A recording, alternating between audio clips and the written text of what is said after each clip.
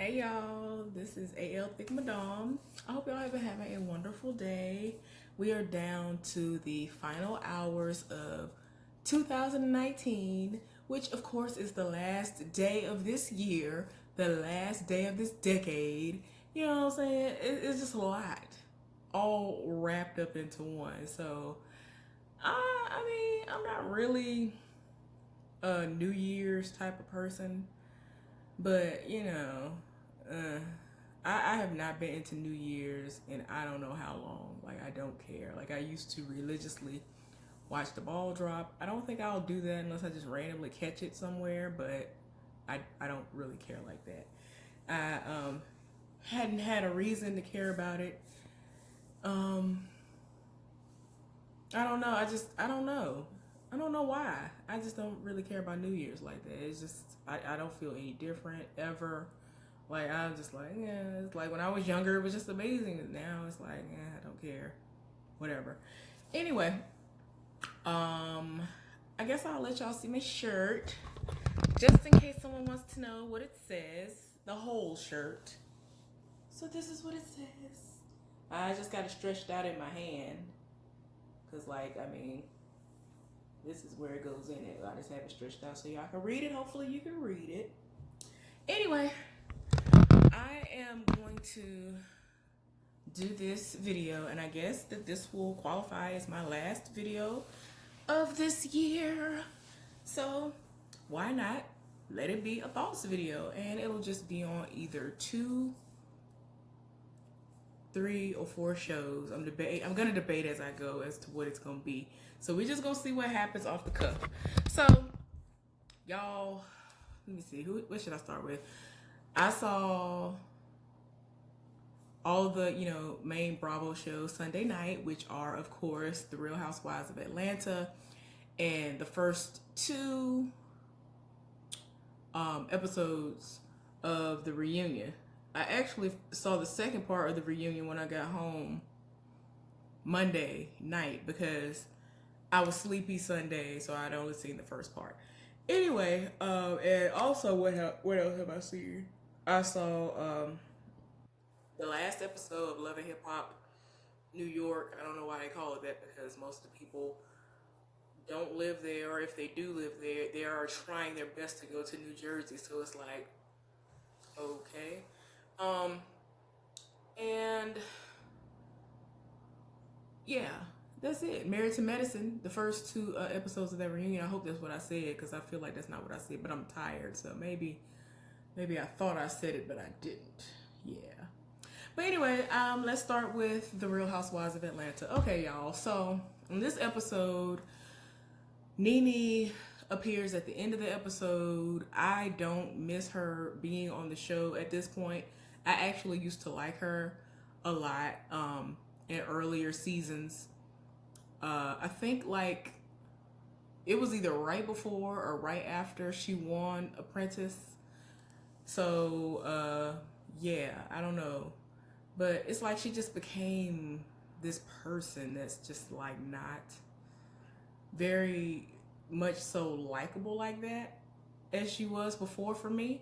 Because I know everybody has something with them, but it just got to a point where I was just like, okay, no, this is too much. Like, I can't do it. Y'all, so like I said, she came towards the end of the episode. Everybody ended up going to Carnival in Canada. And after I keep seeing, is it Tanya? Or is it the other one? Whoever is the one who would get drunk and be like, y'all know who I am, or you know who I am. I went to this school. She's been wearing like these wigs or some random wig, and I don't know if the wig is making her look like a completely different person or what, but I'm just like, this person looks very unfamiliar to me. I don't know why. Maybe it's just because she hadn't been on the show, and when she was there, she was like over in the corner drinking, and she didn't really get that much screen time, but I was just like, who is this person? But anyway, she showed up, went on the trip, and everybody literally went. Even Eva's pregnant. She's 8 months pregnant, like in that moment, like in her last trimester, and she went. And I was just like, girl. So And it's crazy because I would love to go to somebody's carnival situation someday. I want to go at least one time. I would love to go like when Rihanna goes. When she goes home, I would love to go there. Like I think that would be amazing. And when they got there, they set up whining classes and all that stuff, whining. And I'm like, I feel like whining is one of the easier things to do, but they had such a, well, Candy's gonna always have a hard time because she already knows that she can't dance like that or really at all, I guess. People stay reading her for that, and like she's like, I don't really care. And I feel like she has a right to feel that way because she makes so much money. And despite that, she was still making money back in the day and couldn't dance, and was still making money hand over fist more than everybody else in the group, and still is making money, more money than all of them. I mean, everything's not about money, but I'm just saying that was never a factor in her doing what she needed to do in order to get what she was trying to get. So, but yeah, they had whining classes, and of course, Portia wants to twerk on down the road, and I'm just like, Lord, yeah, had Eva up in.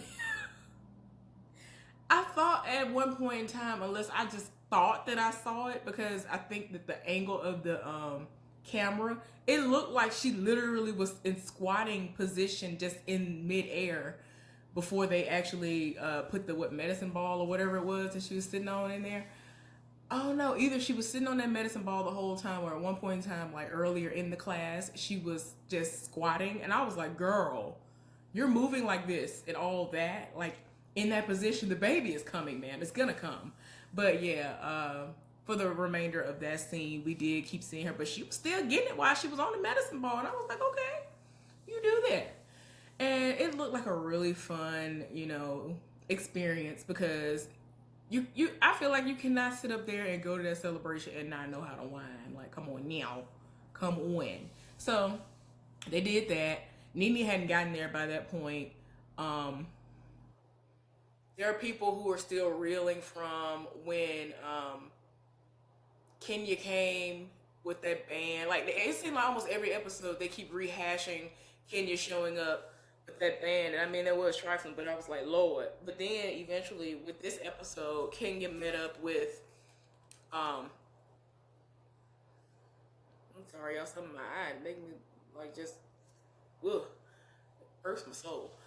Kenya met up with Cynthia and Candy, and it was just crazy because she started to get emotional because she's not okay. Her marriage and all this stuff is just not what she wants everybody to think it is, and what she has tried to portray to everyone that it is. So I don't know if she's doing all this for cameras. I don't know if her and her husband is, because their whole, every time we see them interact, it is so uncomfortable. And I'm like, y'all supposed to be together? Like, the baby is here. Y'all's marriage is very, very fresh. And the way that y'all interact is like oil and water. So I'm not understanding why when you, Kenya, get on screen, you act this way. And you just, like, when you're just without him, you're just like, oh, we're just so happy, we're everything. And then it's like, now you're coming forward with what you want us to believe is the truth. I'm really hoping that this is, true, because don't nobody have time for you to be sitting up here doing this stuff for a plot line and just somewhere to be so you can get a check. And I'm just like, no, I really hope that's not what this is. But it's sad that y'all are supposedly in this marriage and y'all have this baby and he don't care nothing about you. And the last episode that aired, Candy and her husband Todd, Cynthia and her now fiance Mike Hill, they all met up, and since none of them are usually in town at the same time, Kenya wanted everybody to get together, so her husband actually was going to be in town, so they ended up meeting up. And every time Kenya spoke, he needed to interrupt her. Every time he spoke, she needed to interrupt him. Like, it was just their whole interaction, they don't mesh well from what we can see. And I'm like, that's why with a lot of these situations that I've been seeing, this is why I understand why a lot of people are like, okay, I feel like this is a weird situation with him. because he does not seem the slightest bit interested in her. Every time I see him, he does not look interested in her. And I'm like, is this a beard situation? Like, please don't let this be a beard situation. Girl, we don't need to see you on here every time you get a man. It seems as though you paid them. These people are actors and stand-ins, and then you end up looking crazy. They done left you. They done got tired of you. It's like, what is going on? Like, I cannot. Like, it's a lot. So she got really emotional. And when they did the whining exercise and, you know, training or the little fun dance class they did, trying to learn the little tutorial, you might as well call it a tutorial, she didn't show up. And later on when they met up, she tried to make it seem like she just wasn't feeling well and that she took some vitamin C or something and all this other stuff, but whatever. And I was just like, girl, all you just had to say was, you know, I just wasn't feeling it right then and there, but I'm here now. I wasn't feeling that great earlier. And don't lie to much you were literally sick. Like, she really made it seem like her stomach was upset or something. And I was just like, girl, you ain't gotta do all that. Just say, I just didn't make it. I really wanted to. I didn't make it or whatever, but I'm here now. Really wanted to be there, but I'm here now. Lord, y'all. Main event was towards the end when they actually showed Nene come in, and right before she came in, all the other ladies gathered outside on, I guess, this rooftop or just somewhere outside of where they're staying at this luxurious hotel, and they were discussing some stuff that, you know, they feel they shouldn't, you know, go any further without discussing. And usually when they're on girl trips and have these different powwows, stuff comes up, people get to arguing, fighting, and yelling and cussing each other out. And Portia was like, you know, I want to do it differently. I want us to be able to talk and basically do it in a civilized manner, get our frustrations out, put them on the table, and be done with it. And she addressed Eva because Eva does this thing where she'll say something out of the way, out of pocket. And then when she's confronted with it, she'll say, no, I didn't do that. That's not something that happened. And then they literally will play the footage back. Eva will lie in a funeral. Y'all know if y'all ever heard that before. But that's something my mama say all the time. My grandmama used to say it. Eva will lie in a funeral. Y'all know what that means, right? It is hilarious. But yeah, Eva will lie in a funeral. And that is crazy. I don't understand. It's like, girl, all you gotta say is, yeah, I said what I said. Be like in my Nene voice, I said what I said. Oh my gosh. But then she did, like she always does. Like, she be like, what? She always does this. Me? Who, me? I'm like, girl, every time. Every single time. Then it was crazy because, as we all saw with the preview, Portia was like, oh, so you trying to say that Candy's lying? And Candy politely was like, I'm not. No, I'm not. And she was just looking. I don't know if that was editing, but that was hilarious. But Candy be coming with stuff. Like, Candy has the memory of, what is this? Is it an owl or a, eagle or something? My mama, she's just like that. Like, she remembers stuff that happened when I was in preschool and when I was in kindergarten. Remembers people who I used to go to school with, like their first, middle, and last names, the names of all of my teachers, and I'd be looking at her like, I barely remember what I had for breakfast this morning, but okay. But yeah, she got that type of memory. Elephant, is it an elephant? One of those animals, or a few of those animals, like amazing memory, like for no reason. But yeah, so y'all, I'm just like, Lord, she always lied, but she apologized.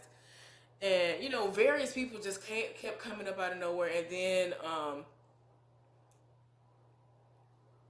Cynthia brought up to Kenya, because, you know, she actually did come in a little later. She brought up to her that, you know, she didn't know what was going on as far as when the proposal happened. And she just wanted to know, like, did she know and all that, because it came off as though she, you know, knew when she asked the questions that she asked. And it's like, girl, you really sitting up here lying to us? No, I didn't know. And then Candy looked at her like, girl, like she really kept looking at her like, don't sit up here and lie. Like, don't, like, Candy is that she has that perfect mama face. I guess because she get it honest from Mama Joyce. She looked at her like, girl, don't lie. Don't do it. You ain't gotta lie, Craig. You ain't gotta lie. And then, you know, the truth came out, but she really trying to sit up. Then she got loud and wanted to be all rah-rah with it. Like, no, You think I would try to make this moment about me when that's about my friend? I genuinely care about my friend. I want the best for my friend. Why would I try to make a moment about me? That's about her. Like, she really was over here, like, really trying to make it seem like I didn't know that this was going on. Candy literally texted you and told you that she thinks that this is what's going to happen. And you came in the door, and instead of saying, hi, guys, you said, I think he about to propose to you, girl. Who does that? Like, she really ruined. I mean, I'm pretty sure a lot of this stuff was set up because we saw what happened, last season? When Cynthia set up the Kenya situation with her coming and she was trying to make it seem like she didn't know she was going to be there. Like, a lot of this stuff is set up, but I'm just saying, you know, for the sake of what we're seeing unfold on the TV. I'm just saying, just for the sake of that. But anyway, y'all, it was just a lot. And Nene came in, and we'll see what happens next week as far as that's concerned. But that's all I want to say on that. So, y'all, Married to Medicine. Married to Medicine did a lot. Heavenly did the most. Heavenly is the type of person that, even today, if I read in the news that somebody ran up on her and beat her down, I would fully understand, because she is reckless. She has a reckless tongue. It's like, girl, why would you say all this stuff about these people? Like, you always trying to read somebody. Y'all, at one point in time, Buffy was out there. I guess because I guess she ain't got no peach, so to speak. And so they had her come out at one point in time, and so she was there. And of course, they did the infertile thing where they wanted to discuss all that with Jackie. I'm gonna get to that in a minute, but I just gotta get on Heavenly first because I was tired, and like, she is so draining. It's like, how does her husband deal with that? Does he tune her out? Is his hearing like almost gone or something? Because like, if she does any of the stuff that she does when she's with these ladies, I don't understand. I know maybe it's because he works long hours. I'm thinking maybe that's what it is. He works long hours. So, okay, he ain't got to be around that all the time. That's why Laura don't want to be around you. That's why she don't want to be around you, because you be doing too much. And this is not me trying to read her. This is not me trying to comfort her. It's like, why would I want to try to comfort her? She already sabotages herself with her mouth. So, I mean, who am I? I ain't got nothing to say. I'm just saying, it's just dumb. I ain't got nothing to say as far as like, it's like, girl, you sabotage your own self. And then when people around you start going down in flames, and then you start going down in flames, you want to act as though like there's a problem. And why everybody got a problem with me? Why everybody got a problem with me? You always talking reckless. You always talking about somebody's mama. Always trying to call somebody else fat. And in all actuality, despite all the weight that you've lost, girl, if you looked at a buffet table long enough, you would gain a couple of pounds. Like, I'm just like, let's be real. Because congratulations, you lost weight, but your attitude as far as that goes, like, it's like, girl, it's like you turned into this. I don't know if you've always been this monster, or you were like, ooh, I'm a bad this and that because I lost this weight. And then like, she'll notice that she's lost weight, and then she'll say little stuff to other people about their size. And it's like, girl, you literally just lost this weight. You got to calm down. Like, you ain't nothing but a couple of hamburgers away from being back on the Beyond Fat train. So let's not do this. Like, I don't understand. Me being a fat person myself, I know what it's like. I've lost weight. I'm still very capable of losing weight. I will be losing a little bit of weight here soon. Not because I necessarily feel like I need to or want to. It's just something that's going to happen because of some of the things that I do, because I'm going to incorporate teas again like I was doing before. I love tea, and I'm getting back to that. And this is the perfect time since it's, my season, winter. Even though I hate winter, it's just the season I was born in. But it's like, girl, you, like, in all honesty, you ain't got room to talk about nobody. You ain't got room to talk about nobody's size. You ain't got room to talk about nobody's teeth. You ain't got room to talk about nobody's hair. You ain't got room to talk about nobody's nothing. And that's what confuses me about her, because it's like, why are you saying all this stuff about people and you have so many flaws? And we all have flaws, but I'm just saying, like, people like her who talk all of this trash, it's like, girl, have you looked in the mirror? Have you looked in a mirror? Like, I can't. Anyway, Y'all, so like I was saying a few minutes ago, Buffy was there and Jackie ended up addressing the situation again, which was the elephant in the room.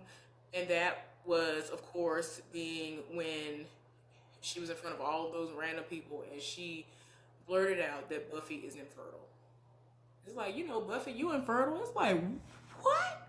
Like, I really, like, I think I saw the preview of her saying that, but when it actually played out within that scene, it was like, that was my first time seeing it. I was just like, girl, no. I'm just very glad. And I'm proud of Jackie for noticing and paying attention that within that scene how it came off. Because she said she hadn't seen it play back, but when she saw it play back, she saw how it came off. And it really did come off like, girl, yeah, girl, you know how it is. You infertile. It's just like, girl, she don't know these people. She don't know these people. They don't know what she's been through. And you could tell that she's like really, really distraught and hurt by the fact that she cannot carry a child to term and she really wants kids. I'm just like, Lord have mercy, ma'am. No, what is going on? And she already feels less than. When she gets in that space, she does not want anything from her husband. She doesn't feel desired. She doesn't want to be touched. She doesn't want to do anything. And she just gets in that very, very vulnerable space again. So I'm just glad that she really realized that, this was a very, very beyond sensitive topic for her. And that was the main person that Jackie needed to really sincerely apologize to. Even though she's apologized before, she really needed to. I'm glad that she really saw what we all were seeing, because it really was like a shock to me. Because I'm just like, you're a doctor. You're a doctor. You're a woman.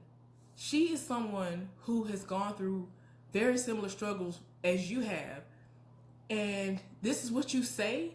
And the way that you said it, like it really came off like, yeah, girl, you infertile. I was just like, Lord have mercy, no. Y'all, and then like, she sincerely apologized and Buffy accepted the apology. And it's like she kind of had to go around the room. Eventually it got to a point where she was talking to Simone later on, like in the second part, and like their friendship was like, I was like, oh, y'all ain't finna be friends no more. Like they literally have not met up at all. They normally have this thing where they study together. They, do certain specific things together because they're doctors in the same literal exact profession. They get together, hang out, they talk. They definitely study together and all this other stuff, because you have to be up on the latest things that are going on. Keep yourself current and keep your mind sharp or whatever. Refresh yourself. You got to do that. And they have not done anything.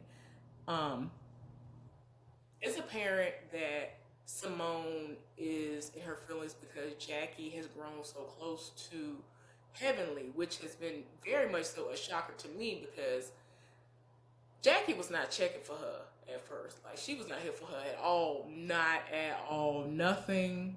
It's like everything. It's like everything that Heavenly did, it just irked Jackie's soul when she first met her. Like everything. Like she always had a snide remark, or she always had a look where it was like very disapproving of whatever she said or done in that moment. Like it was a lot, because Heavenly is a lot to take. So I get that. But they just like become the best of friends, to the point of where if anybody says anything that Heavenly deems to be downing, negatively said about, or whatever, as far as Jack is concerned, she goes all the way off. It's like this heifer blacks out. And I'm just like, why are you setting it off for her? This woman's grown. She know how to speak up for herself. And I'm just like, girl, she's like, Jackie would never do this. Y'all over here trying to drag her. Jackie would never. I'm like, girl, you don't know what nobody would do. Girl, I'm tired. You thought your husband wouldn't do the stuff he did on the show, but he did it. But okay. Girl, I'm so tired. But it was just a lot. It was so draining.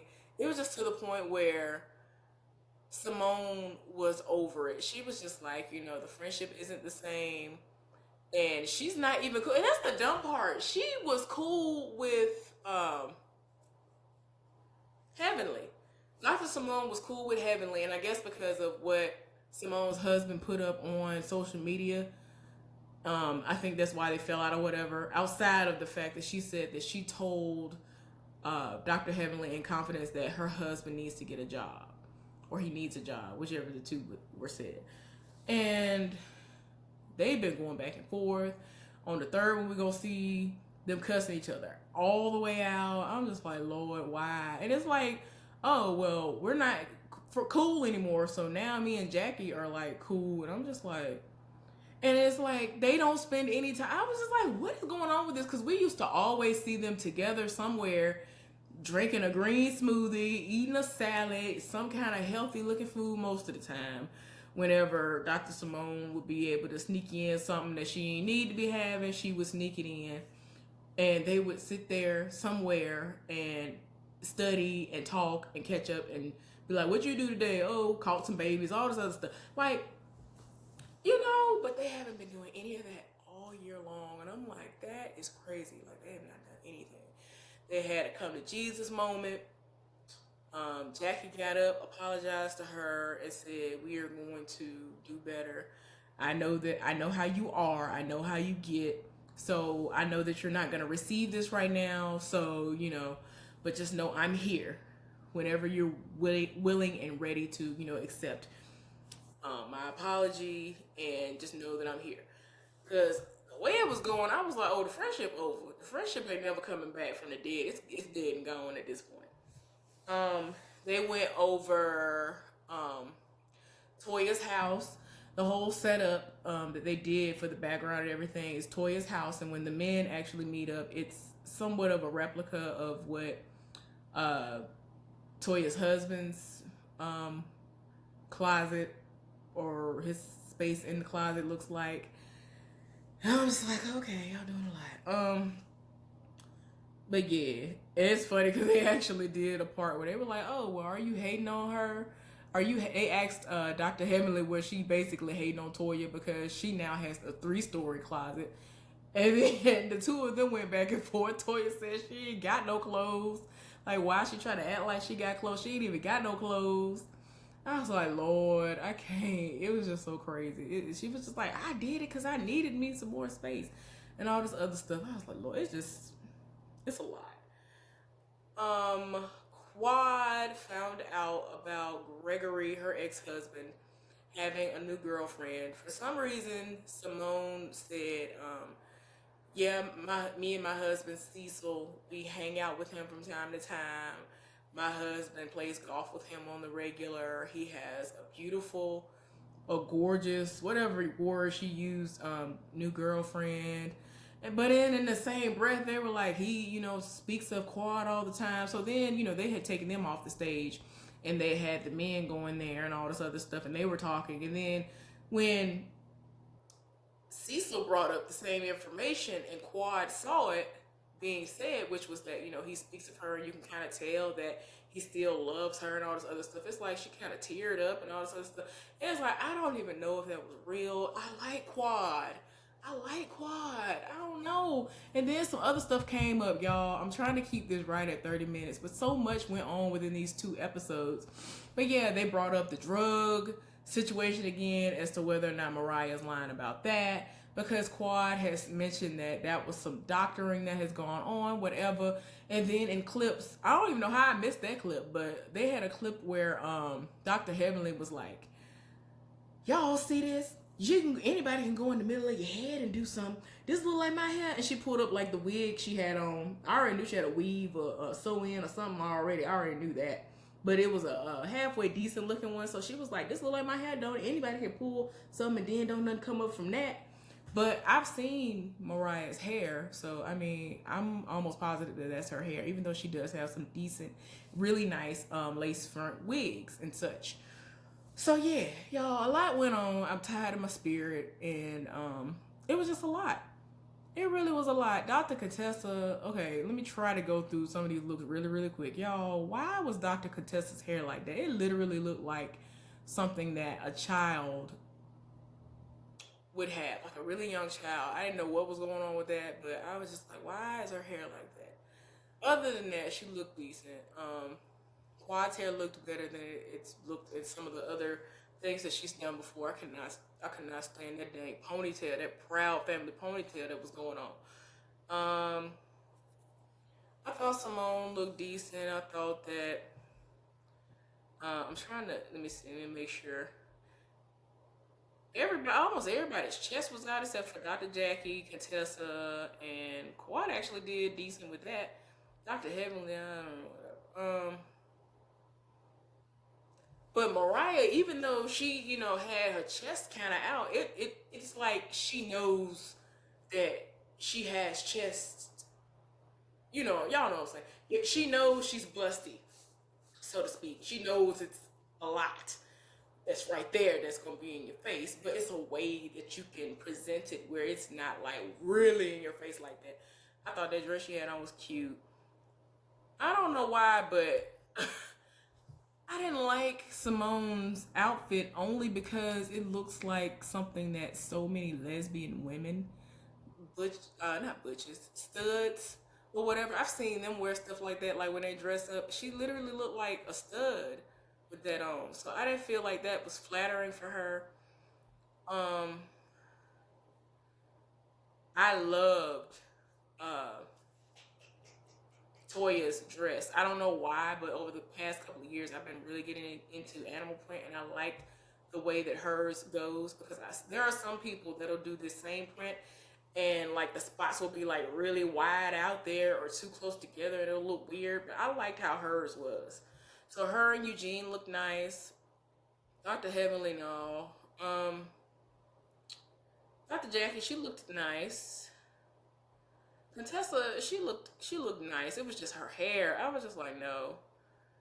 Her husband, he was trying to set it off with his outfit.